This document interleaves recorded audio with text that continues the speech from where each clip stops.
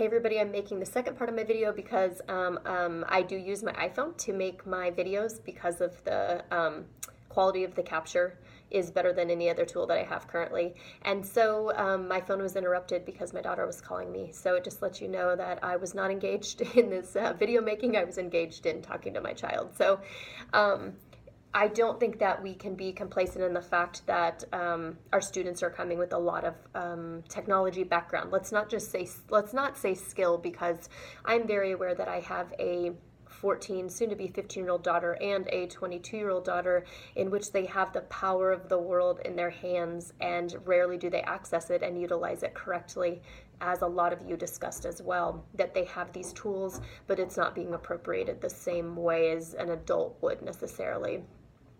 So I think that in of itself is interesting. As far as engaging, I think that one of the things we really need to truly think about is how do we as individuals, as teachers, as people who are developing curriculum, whatever your role may be, how do you define the word engage, and what does that look like? For everyone, that can be different, and so I think that that's what you need to actively seek out, is what do you want from your students, what do you want from your learners, and how do you actually define the word engage, and then what does that look like, and then how do you achieve that, whether that's in traditional methods, whether that's utilizing technology, whether it's a blended approach, whether it's using certain strategies in your classroom, whatever that might be. I don't think that, as I've said, technology is an end-all be-all to learning. I think that there's a lot of methods and strategies out there that don't ever involve any technology, including a pencil or a piece of paper. But again, you have to figure out what works for you, and as I've said in a couple of replies, what works for you one day may not work for you the next day. It might work with one student, not the other student, so it goes back to these very universal skills in being flexible and adaptable, the very same soft skills that employers are looking for in individuals, specifically teachers. If you're not flexible, then you're probably still not teaching. So I just wanted to make a quick video to answer back to you in the way that I look at ignore or engage. And ignore, I looked at this more holistic idea of ignoring individuals, which sounds kind of rude. But I don't think we can ignore technology. It's out there. It's everywhere we turn. And I think that doing that is probably setting you back, essentially.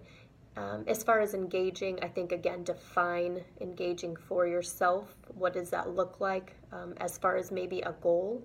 And then what tools do you use to make that happen, with or without technology? And so that's what I wanted to approach you with today.